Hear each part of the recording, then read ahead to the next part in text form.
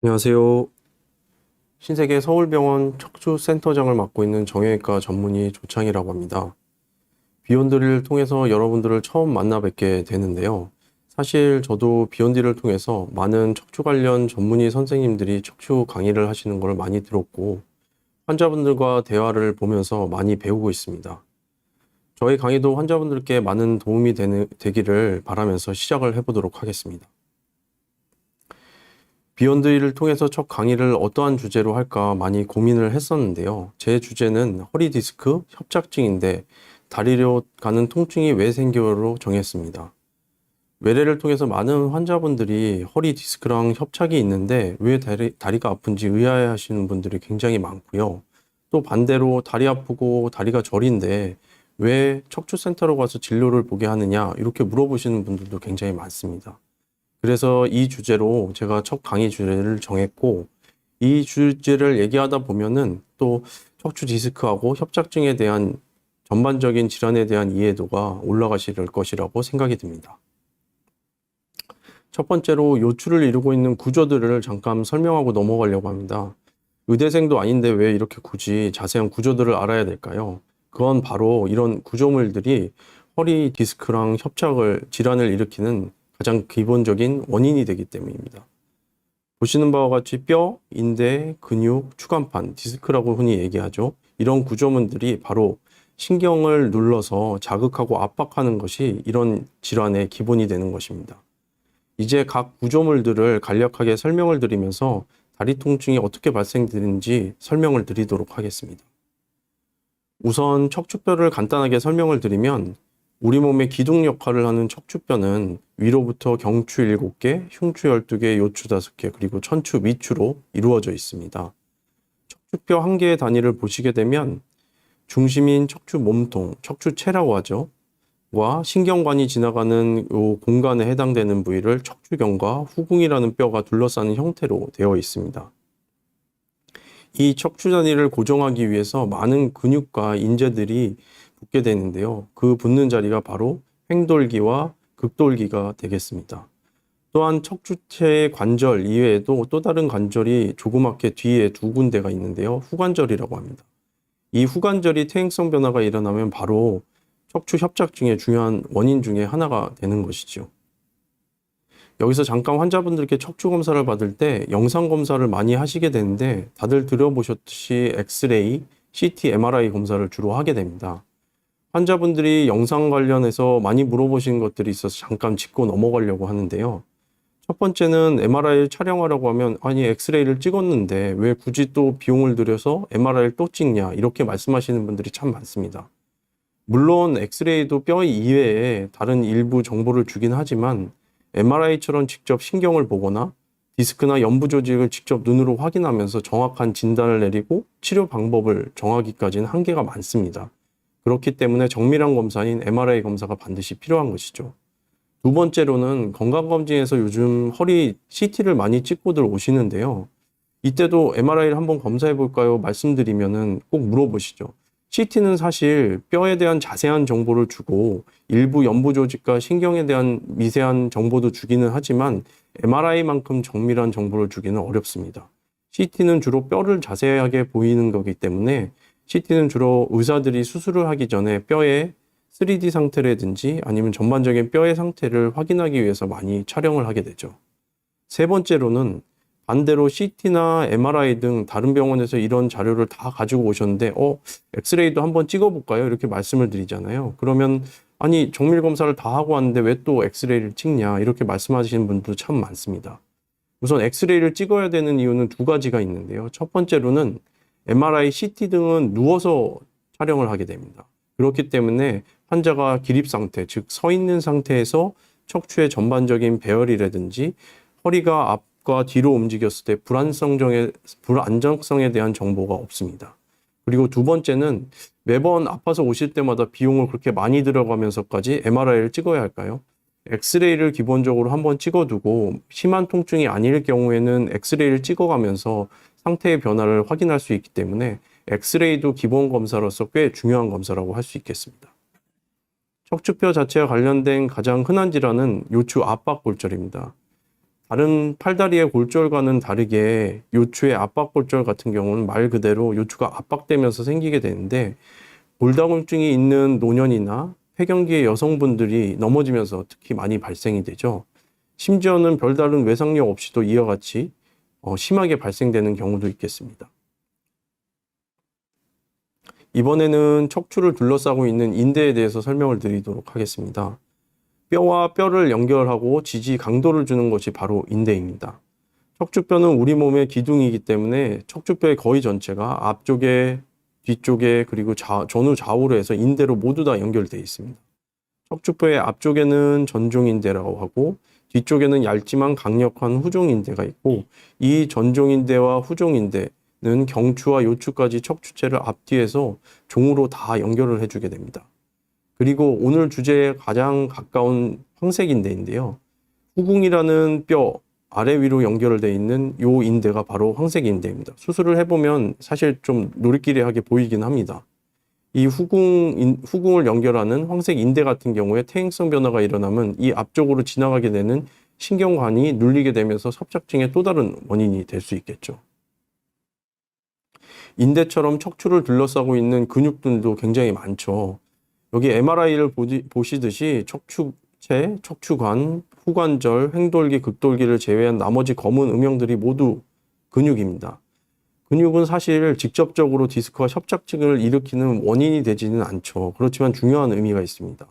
바로 근육이 튼튼하지 않으면 척추의 퇴행성 진행이 빨리 진행되기 때문에 협착증이나 디스크로 진단받으신 분들의 재발이나 질환의 진행이 빠르게 되는 것이죠. 반대로 근육이 약하게 되면 재발이나 퇴행이 빠르고 튼튼하면 진행을 더디게 만드는 것이죠. 그래서 급성기의 허리 디스크나 협착증에 대한 치료가 끝나고 나서 허리 근육을 튼튼하게 키우는 것이 굉장히 중요한 의미를 갖고 있습니다. 또한 근래에 척추 내시경과 같이 이런 것들이 대세가 된 이유도 예전에는 절개를 통해 갖고 근육이나 인대 손상을 많이 주면서 수술을 했었는데요. 이렇게 근육과 인대의 손상을 최소화하면서 하는 수술이 이 의미를 갖게 된 것도 바로 이러한 이유 때문이죠. 자, 흔히 디스크라고 하는 추간판입니다. 척추의 몸통과 몸통 사이를 연결하는 구조물이죠. 추간판의 역할은 척추가 굴곡, 신전, 회전, 운동을 원활하게 해주고 완충작용을 해주는 것입니다. 추간판은 섬유륜이라고 하는 두꺼운 섬유 조직의 막과 그 안에 물렁한 수액으로 이루어져 있죠. 디스크라는 질환이 바로 압력에 의해서 추간판의 섬유륜이 수액에 의해서 밀리거나 찢기고 심하면 섬유륜을 찢어지면서 수액이 밖으로 돌출되는 것이 바로 디스크, 추간판 탈출증입니다. 자, 이제 구조물들에 대한 설명은 얼추 끝났고 본격적으로 추간판 탈출증, 척추 협착증의 질환에 대해서 간략히 알아보면서 신경 압박에 의한 방사통을 또 설명드리고요. 마지막에는 치료 방법을 간단하게 소개해 드리도록 하겠습니다. 척추관은 보시는 것처럼 경추서부터 흉추, 요추로 신경이 내로부터 내려오면서 팔과 몸통과 다리로 신경 가지를 치게 됩니다.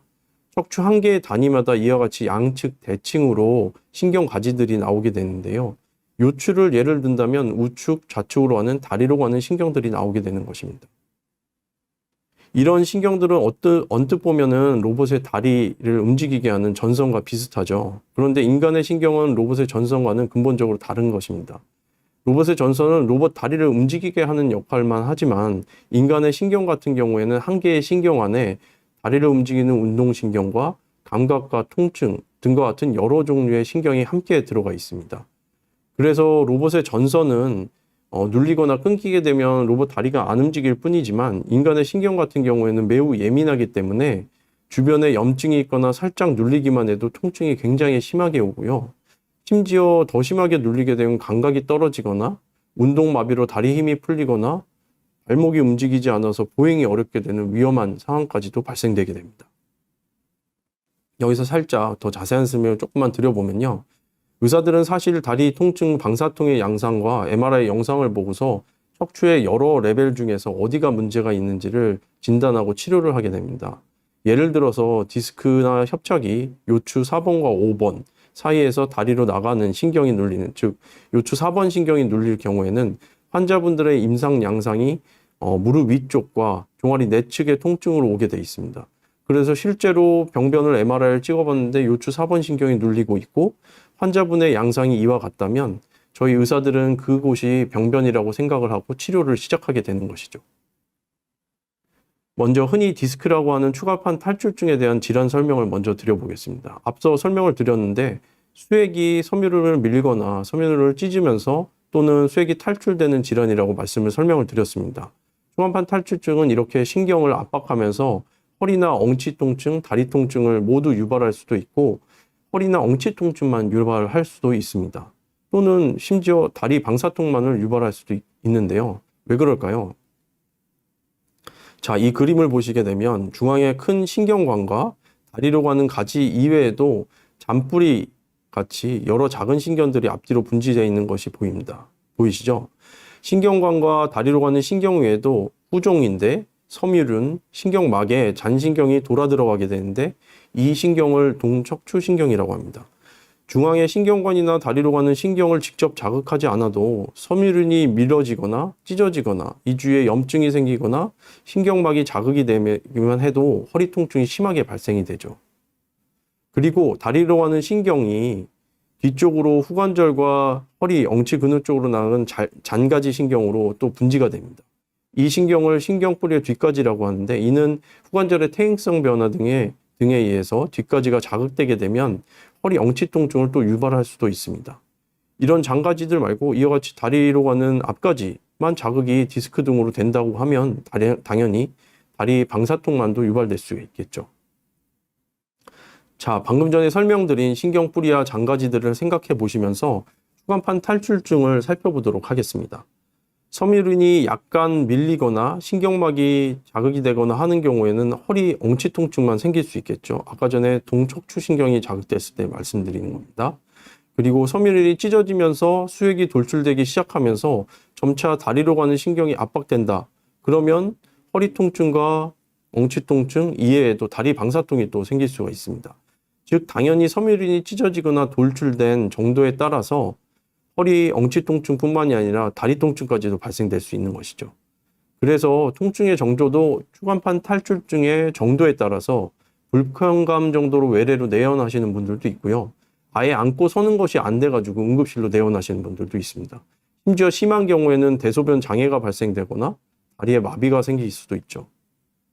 또한 디스크가 돌출되는 정도뿐만이 아니라 어느 위치로 돌출되는가도 임상 양상이 다르게 나타납니다. 우선 정중앙으로 심하게 돌출되는 디스크는 흔치 않습니다. 왜 그럴까요? 앞서 인대에서 설명드렸듯이 이 뒤에는 후종인대라고 단단한 인대가 버티고 있기 때문에 정가운데로 튀어나오기는 어렵고요. 약간 비껴서 좌측이나 우측으로 이와 같이 튀어나오게 되는데 그래서 허리 디스크는 주로 우측이나 좌측의 통증이 한 군데가 더 심한 경우가 흔하죠. 그리고 디스크가 돌출되는 위치가 중앙에 가까울 때는 아까 전에도 말씀드렸듯이 허리 엉치 통증이 발생되다가 더 심해진다. 그러면 다리로 가는 신경이 눌려서 다리 통증까지도 발생될 수 있는 것입니다. 그러나 아예 이 부위가 아니라 외축으로 추간판 탈출증이 발생될 경우에는 허리 엉치 통증이 없이도 다리로 가는 방사통만도 발생될 수 있습니다. 지금까지 추간판 탈출증 때문에 생기는 다리 방사통증에 대해서 설명을 드렸고요. 그럼 척추협착증은 어떨까요? 척추협착증이라는 것은 여러 원인 중에서 척추 중앙의 척추관이 좁아지거나 추간공이 좁아졌을 때 허리 통증을 유발하거나 다리로 가는 여러 가지 증상이 복합적인 신경 증상이 발생되는 질환입니다.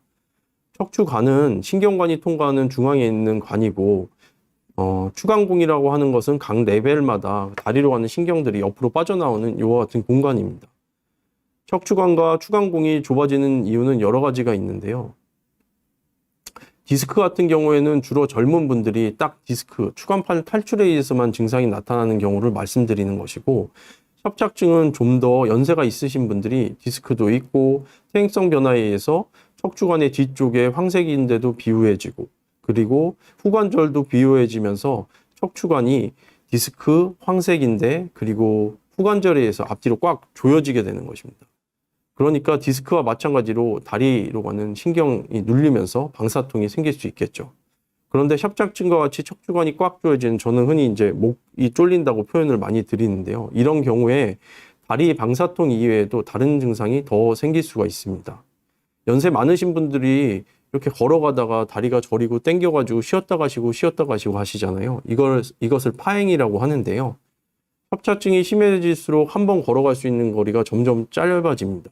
몇 블록 가시다가 한 블록도 채 못 가시고 또 심해지면은 밖에 나가기도 어렵고 이렇게 되시는데, 이렇게 협착증의 정도에 따라서 요통과 방사통뿐만이 아니라 파행이나 다리 마비까지도 생길 수가 있습니다. 척추관뿐만이 아니라 추간공으로 가는 신경이 디스크나 황색인대나 후관절의 퇴행성 변화로 좁아지게 되면 주로 다리 방사통을 일으키는 추간공 협착증도 발생될 수가 있습니다. 자, 이제 정리를 한번 해보겠습니다. 욕추의 각 레벨에서 다리로 가는 신경들이 좌우로 하나씩 나오게 되는데요. 이 신경이 주로 젊은 분들은 추간판이 탈출되면서 눌리면서 다리 방사통이 생기게 되고, 연세가 있으신 분들은 이와 같이 이 신경이 지나가는 자리가 디스크나 황색인대나 후관절 퇴행성 변화에 의해서 척추관이 좁아지거나 아니면 추간공이 좁아져서 다리 통증이 발생되게 됩니다. 물론 젊은 분들도 퇴행성 변화가 빨리 진행되면서 이른 나이에 협착증이 오시는 분들도 있고요. 연세가 있으신 분들도 협착증이 기존에 있다가 디스크가 파열되면서 추간판 탈출증이 생길 수도 있습니다. 자, 이제 추간판 탈출증, 협착증에 대한 다리 방사통이 어느 정도 이해가 되셨나요? 마지막으로 치료를 간략하게 나열해 드리기에 앞서서 제가 치료에 관해서 몇 가지 짚고 넘어가려고 하는데요. 첫 번째로는 치료란 무엇일까요? 외래를 찾아오시는 환자분들이 가장 많이 하는 말씀 중에 하나가 치료를 추간판 탈출증이나 협착증이 망가진 상태가 정상 상태로 돌아가는 것이 아니냐, 이렇게 물어보시는 분들이 많이 있습니다. 치료 중에 보존적 치료, 시술, 수술 그 어느 것도 완벽하게 척추의 상태를 정상 상태로 복원하는 방법은 없습니다. 척추 질환은 기본적으로 대증 치료라고 해서요, 즉 증상을 완화시키는 치료입니다. 보존적 치료는 당연히 증상을 완화시키는 대증 치료이고요. 시술, 수술 등도 비정상 상태를 정상 가깝게 만들려는 노력일 뿐이지 결코 정상 상태로 돌리는 것은 아닙니다. 두 번째 말씀드리고 싶은 것은요, 의사가 치료를 정하는 가장 큰 원칙은 무엇일까요? 그것은 통증의 강도와 장애 후유증 등의 유무입니다. MRI를 찍어봤는데 MRI 영상상 굉장히 심하게 보이는 분들이 증상이 약한 경우도 있으시고요. MRI에서 별로 심한 것 같지 않으신데 증상이 굉장히 통증이 심하신 분들도 있습니다. 의사는 MRI 등 영상에 기반하기보다는 환자가 느끼는 주관적인 통증을 기반으로 해서 치료 방법을 정하게 됩니다. 그럼 모든 치료가 다 순차적으로 보존적 치료하고 시술하고 수술하고 순서대로 진행이 돼야 될까요? 일반적인 원칙은 이와 같이 순차적으로 진행되는 게 맞습니다. 그렇지만 마비 증상과 같이 신경이 오래 눌려 있거나 눌린 게 심할 경우에는 빨리 회복되지 않은 경우에 신경 회복이 미미하거나 장애나 후유증이 남기 때문에 빠르게 시술이나 수술적 치료를 결정하는 경우도 있습니다. 치료를 설명드리면, 보존적 치료는 약물 물리 도수 치료, 가장 기본적인 치료로서 통증을 줄이는 대표적인 대증 치료가 되겠습니다. 이는 경도의 통증에서 MRI나 정밀 검사를 하지 않고도 엑스레이만 확인하고 진행할 수 있는 기본 치료죠. 보존적 치료에는 또 신경 차단술이 있는데요. 첫 치료라도 통증의 정도가 중등도 이상이거나 약물 물리 도수 치료, 보존적 치료를 했는데도 통증의 반응이 없는 경우에 신경 차단술을 할 수 있습니다. 신경 차단술은 기본 원리가 단어 자체가 조금 이제 세게 보여서 그렇지만 사실 해당되는 병변 신경 주위에 약물을 주사하는 것, 즉 뿌려주는 것입니다. 신경 차단술의 약물은 통증과 염증을 줄이는 약물을 사용하게 되고요. 신경 차단술의 종류는 보시는 바와 같이 굉장히 다양합니다. 이는 어느 신경을 어떤 경로로 접근해서 주사하는가의 차이지 기본 원리는 신경 주위에 약을 뿌려준다는 기본 원리는 동일한 것이죠. 대부분 시술이나 수술이 필요하지 않은 단계의 협착이나 디스크 질환은 몇 번의 신경주사만으로도 통증이 충분히 줄어들 수 있습니다. 단 앞서서도 말씀드렸듯이 신경주사 치료 또한 대증치료입니다. 통증을 줄이는 것이지 절대 근본적인 질환 자체를 정상 상태로 돌리는 것은 아니죠. 신경 차단술과 함께 급성기 통증을 줄여서 넘어가게 해드리고, 질환 자체가 중증이면 당연히 신경 차단술을 해도 통증이 별로 미미하게 줄지 않거나 며칠을 효과가 있는 듯 하다가 다시 또 아프거나 하시겠죠. 이럴 때는 반드시 MRI를 통해서 정밀한 검사를 하셔야 됩니다. 시술은 앞서 치료 반응이 없는 경우, 그리고 MRI까지 확인해 봤는데 수술이 필요할 정도, 그 정도로 심각하지 않다 할 때 해볼 수 있는 치료가 되겠습니다. 앞선 보존적 치료와 차이점이라고 하면, 보존적 치료들은 통증과 염증을 줄이는 그런 치료이지만 시술서부터는 병변이 물리적인 상태를 약간씩 변화를 주려는 노력을 하게 됩니다. 즉, 디스크나 협착에 의해서 신경이 눌려 있는 것을 완벽하지는 않지만 어느 정도 해소를 해주려고 하는 것이죠.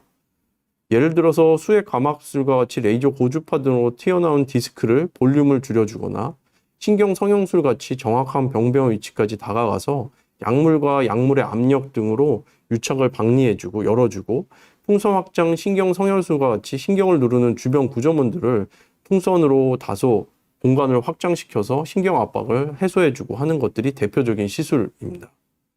대부분의 시술은 전개를 하지 않고 얇은 관을 통해서 시행하므로 당일이라든지 단기 입원으로 시행할 수 있게 되겠죠. 마지막으로 설명드릴 수술적 치료는 앞선 치료 등에 반응을 하지 않거나 통증이 매우 극심한 경우, 그리고 마비 증상이 있는 경우에는 수술을 하시게 됩니다. 수술은 물리적으로 신경을 압박하고 있는 구조 자체를 제거해 주는 것이고, 또는 변형된 구조 자체를 정상 상태에 가깝게 만드는 것입니다. 수술에 대한 자세한 언급은 다음에 또 기회가 있으리라고 생각이 들고요. 한 가지만 말씀드리고 넘어가자면, 예전에는 무조건 크게 절개하고 크게 수술하는 것이 답이었습니다. 그래서 후유증도 많고 합병증도 많고 회복도 오래 걸렸죠. 그러나 시술 기구와 기법이 근래 들어서 많이 발전이 됐는데요. 사실 디스크 협착 같은 경우에 많은 통증은 척추의 많은 부분과 전체적인 부분의 문제라기보다는 오히려 국소적인 한두 군데의 문제로 생기는 경우가 많습니다. 이전 절개 수술은 이 한두 군데의 문제를 해결하기 위해서 정상 조직을 포함해서 손상을 많이 주고 수술을 했지만, 최근 내시경 수술과 같은 부분이 바로 이 국소적인 문제가 되는 부분 한두 군데를 정확히 찾아내서 한두 군데의 1cm 이하의 절개를 통해서 해소시켜주는 수술 방법입니다.